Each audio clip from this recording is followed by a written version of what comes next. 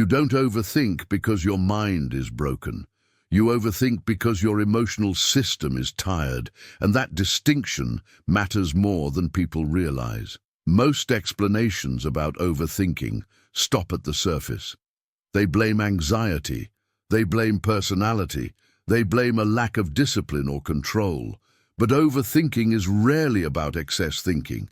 It's about emotional overload that never found a place to rest. This video is not about stopping your thoughts. It's about understanding why they don't stop on their own. Because when you understand the cause, the pattern loses its power. And for many emotionally mature adults, the cause is not fear, it's exhaustion. At some point in your life, you probably learned that feeling openly was costly. Maybe not dangerous, just expensive. It cost you energy. It cost you misunderstandings. It cost you explanations you didn't want to give. So you adapted. You became calm. You became contained. You became emotionally quiet. And that worked for a while. But emotions don't disappear when they're contained. They go somewhere. And very often, they move upward, into the mind.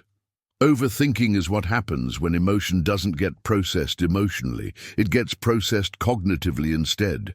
Your mind starts doing a job that your emotional system is too tired to do properly. So it analyzes, it replays, it anticipates, it prepares. Not because it wants control, but because it's compensating. Many people who overthink are not emotionally fragile. They are emotionally strong. For too long. They are the ones who stay composed, the ones who don't unload on others, the ones who keep things together internally. And strength, when sustained without rest, turns into fatigue. Emotional fatigue doesn't look dramatic. It looks functional. You still show up. You still perform. You still respond. But inside, something is always running. A quiet mental loop. A review of conversations, a replay of decisions, a rehearsal of future scenarios. This is not your mind being loud. This is your nervous system asking for relief. Overthinking is often described as a thinking problem, but psychologically, it's a regulation problem. Your system is trying to regulate emotions that never fully discharged, so it keeps scanning. What did that mean? What if this happens again? What should I have said? What should I do next time? Notice how these thoughts are not random. They are relational. They are emotional.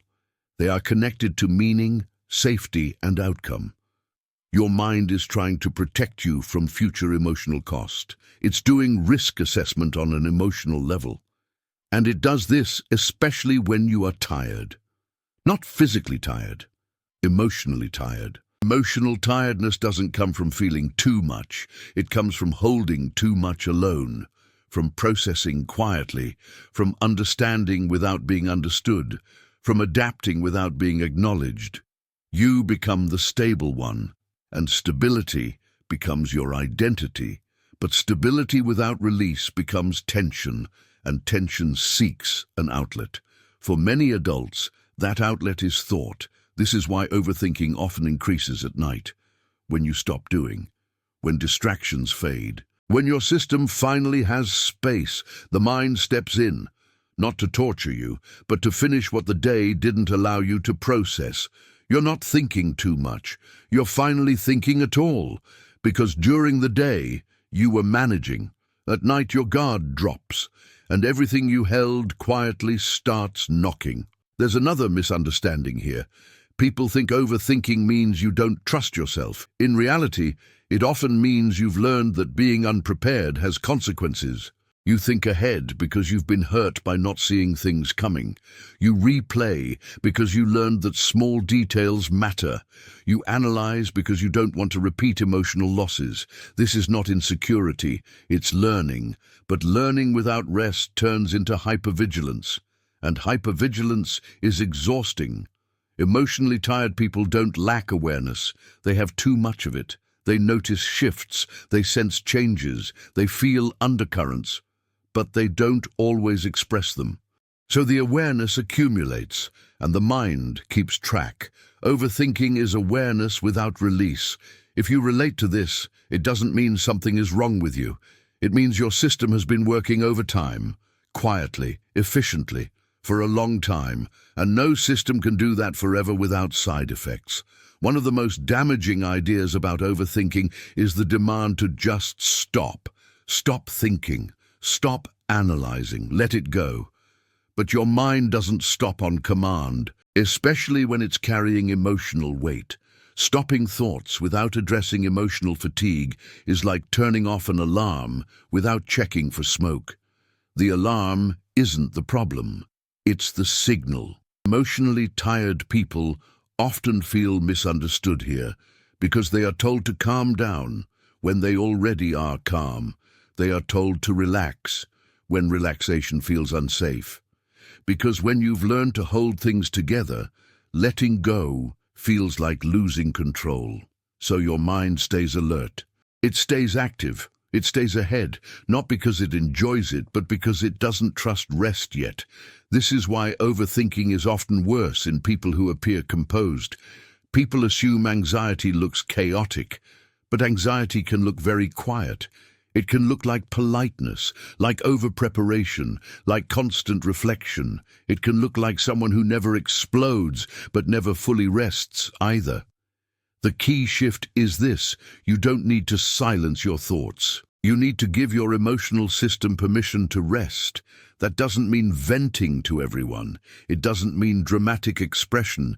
It means honest processing, naming what drained you, acknowledging what you carried, allowing yourself to feel tired without turning it into a problem to solve. When emotional fatigue is recognized, the mind slowly loosens its grip because it no longer has to compensate. Overthinking fades not when you control the mind, but when the emotional load decreases, when your system feels safe enough to stop scanning, when it trusts that you're listening. If you're someone who overthinks, ask yourself this instead of, "What's wrong with me?" Ask, "What have I been carrying quietly? What didn't get space to land? What emotions did I manage instead of feel?"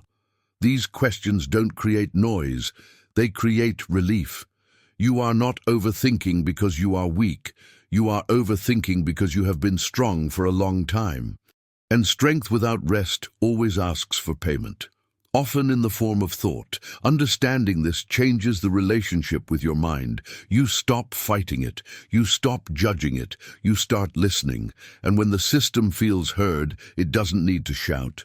You don't need to become emptier to think less. You need to become more honest about your emotional tiredness. That honesty is not collapse, it's regulation. If this video feels personal, that's not accidental. Because emotionally tired people recognize themselves when they're finally described accurately, quietly, without judgment. You don't overthink because you can't let go. You overthink because you learn to hold on. And learning when to rest is not weakness, it's maturity.